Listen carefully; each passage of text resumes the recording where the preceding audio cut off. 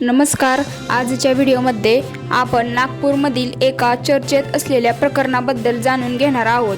या प्रकरणात अभिनेता अरबाज शेख, ज्यांना सैराट चित्रपटातील सल्या या भूमिकेमुळे ओळखले जाते, त्यांनी एका हॉस्पिटलच्या मेडिकल स्टोअरबाबत तक्रार केली. त्यानंतर प्रशासनाने केलेल्या कारवाईमुळे ही बातमी चर्चेत आली आहे. सुरुवातीलाच एक गोष्ट स्पष्ट करू इच्छितो. या व्हिडिओमधील माहिती ही वर्तमानपत्रात प्रसिद्ध झालेल्या बातम्यांवर आधारित आहे. तपास आणि अधिकृत नोंदणीनुसार पुढे काही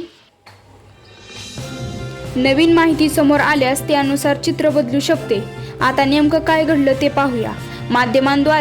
माध्यमांमध्ये प्रसिद्ध झालेल्या माहितीनुसार अरबाज शेख यांनी नागपूरमधील नोबल हॉस्पिटलच्या मेडिकल स्टोअरबाबत तक्रार केली.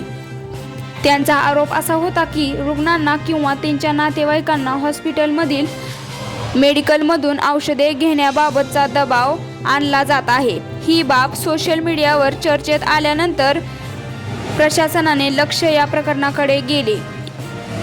त्यानंतर तुकाराम मुंढे यांनी या तक्रारीची दखल घेतल्याचे समोर आले आहे. यानंतर अन्न व औषध प्रशासनाने म्हणजेच FDA संबंधित मेडिकलची तपासणी केली.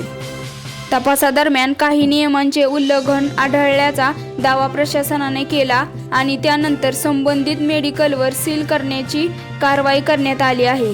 येथे एक महत्त्वाचा मुद्दा लक्षात घेणे आवश्यक आहे. अनेक सोशल मीडिया पोस्टमध्ये तुकाराम मुंढे यांनी मेडिकल सील केले असा दावा केला जात आहे, परंतु वर्तमानपत्रातील माहितीनुसार तुकाराम मुंढे यांनी तक्रारीची दखल घेतली तर प्रत्यक्ष जाऊन कारवाई संबंधित प्रशासनाने म्हणजेच अन्न व औषध प्रशासनाने केली आहे. अशा प्रकारच्या प्रकरणामध्ये तपास पूर्ण होईपर्यंत कोणालाही दोषी किंवा निर्दोष ठरवणे योग्य नसते. अंतिम निष्कर्ष हा अधिकृत तपास आणि संबंधित विभागांच्या अहवालावरच अवलंबून असतो. या घटनेमुळे एक मोठा प्रश्न समोर आला आहे. रुग्णांना हॉस्पिटलमधील मेडिकलमधूनच औषधे घेण्यास भाग पाडले जाऊ शकते का?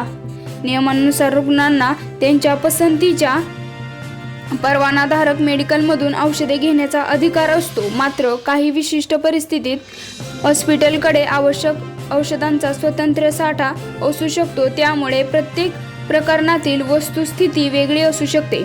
या प्रकरणात संबंधित विभागाने तपास करून कारवाई केल्यामुळे प्रशासन अशा तक्रारी गांभीर्याने घेत असल्याचे दिसून येते. आता पुढे या प्रकरणात आणखी काय नवीन माहिती किंवा अधिकृत निवेदन समोर येते का हे पाहणे महत्त्वाचे आहे. तुमचे याबद्दल काय मत आहे? तुमचे मत कमेंटमध्ये नक्की सांगा. पण कोणत्याही व्यक्ती किंवा संस्थेबद्दल अपमानास्पद किंवा बिनबुडाचे आरोप करणाऱ्या प्रतिक्रिया टाळा.